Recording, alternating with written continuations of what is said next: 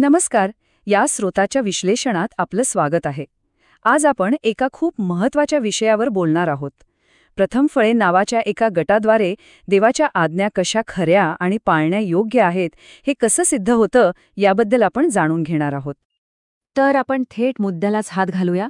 एका मोठ्या वैश्विक संघर्षाच्या मुळाशी एक प्रश्न आहे आणि तो खूप महत्वाचा आहे.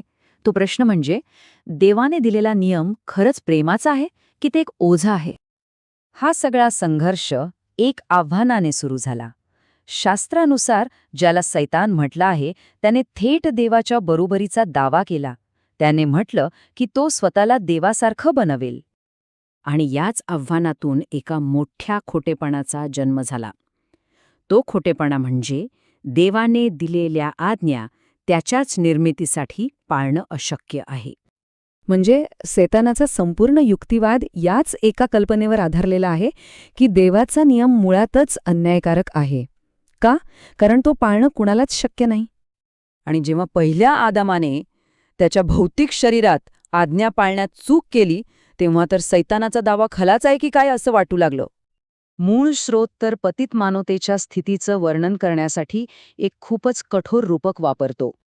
पण गंमत बघा, इथे लगेच एक विरोधाभास समोर येतो. या अशा पतित अवस्थेत असूनही देवाचं प्रेम त्याच मानवतेला मौल्यवान मानतं आणि आपल्या योजनेच्या केंद्रस्थानी ठेवतं. पण या वैश्विक खोटेपणाच्या विरोधात स्रोत एक ठोस आणि निश्चित उत्तर सादर करतो. आणि यावरचं उत्तर म्हणजे येशू ख्रिस्त, ज्याला पहिलं फळ म्हटलं आहे.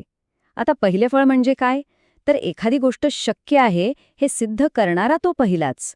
या बाबतीत येशू ख्रिस्ताने हे सिद्ध केलं की मृत्यूवरही विजय मिळवता येतो. तोच तो मुख्य साक्षीदार आहे ज्याने सैतानाचा तो मोठा आरोप कायमचा खोटा ठरवला. आणि हे किती सुंदरपणे स्पष्ट केलं आहे बघा.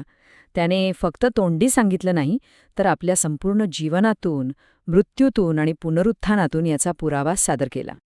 त्यामुळे वधस्तंभ हा पराभव नव्हता, उलट तो तर विजयाचा क्षण होता, जिथे सैतानाची शक्तीच मोडून काढली गेली.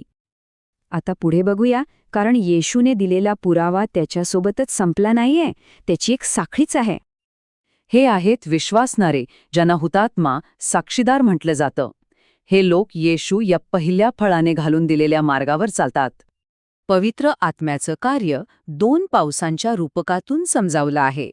एक पाऊस पेरणीसाठी, विश्वासाचं बी रुजवण्यासाठी, आणि दुसरा पाऊस या साक्षीदारांच्या सुगीला म्हणजे फळाला पूर्ण करण्यासाठी.